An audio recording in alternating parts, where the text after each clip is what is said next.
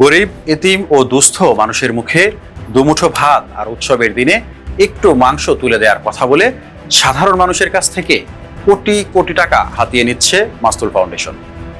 অনুসন্ধানে উঠে এসেছে চাঞ্চল্যকর সব তথ্য। অসহায়দের জন্য সংগৃহীত কোরবানির পশু ও গোশত চলে যায় দেশের প্রভাবশালী এমপি, মন্ত্রী ও সরকারের উচ্চপদস্থ ব্যক্তিদের প্লেটে। অনুসন্ধানে প্রাপ্ত মাসতুল ফাউন্ডেশনের একটি গোপন নথিতে দেখা যায়, কোরবানি কন্ট্রিবিউশন ফর মিনিস্ট্রি শিরোনামে একটি তালিকায় সুনির্দিষ্টভাবে বিভিন্ন মন্ত্রণালয়ের মন্ত্রী, প্রতিমন্ত্রী, সংসদ সদস্য এবং সচিবদের নাম ও পদবি উল্লেখ রয়েছে, যেখানে একটি তালিকায় স্পষ্ট দেখা যায় সাধারণ মানুষের জাকাত ও দানের টাকায় কেনা কোরবানির গরুর একটি বড় অংশ এসব ভিআইপিদের নামে পাঠানো হয়েছে। কাউকে একটি, কাউকে দুইটি, আবার কাউকে পাঠানো হয়েছে 3টি গরু। মাসতুল ফাউন্ডেশন নিজেদের প্রাতিষ্ঠানিক স্বার্থ ও ক্ষমতার প্রভাব ধরে রাখতে নজিরবিহীন এই জালিয়াতি করছে বলে অভিযোগ রয়েছে। ফাউন্ডেশনটির ভেতরের এই অন্ধকার দিক যেন কখনো জনসমক্ষে না আসে, তাই তারা গণমাধ্যমকে ঢাল হিসেবে ব্যবহার করেছে, যেখানে রয়েছে পেইড সাংবাদিকদের একটি বিশাল তালিকা।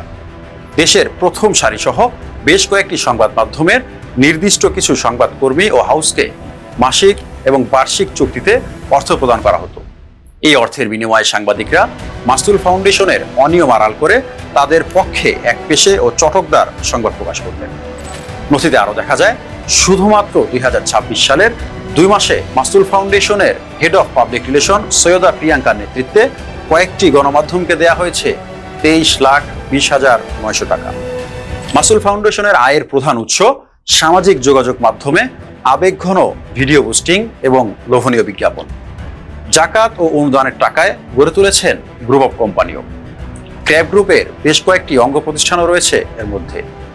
এছাড়া Mastul foundation, Minarat group, MKCS limited, Mastul publications, Minarat tour and travels, Minarat হজ ও উমরা, রেডি বাংলাদেশ লিমিটেড, আল জাকাত সাদাকা foundation, Al Minarat perfume, Kazi agro limited এবং ইকোনমিক ডেভেলপমেন্ট ফাউন্ডেশন। মানুষের ধর্মীয় ও মানবিক অনুভূতিকে পুঁজি করে প্রতি বছর এরা হাতিয়ে নিচ্ছে কোটি কোটি টাকা, যার কোনো স্বচ্ছ হিসাব নেই। ব্যাংক অ্যাকাউন্ট, বিকাশ বা নগদের মাধ্যমে আসা বিপুল অর্থের কোনো পূর্ণাঙ্গ অডিট রিপোর্ট জনসাধারণের কাছে প্রকাশ করতে পারেনি মাসতুল ফাউন্ডেশন। যে আংশিক রিপোর্ট প্রকাশ করা হয়েছে তাতেও রয়েছে অসংখ্য অসঙ্গতি।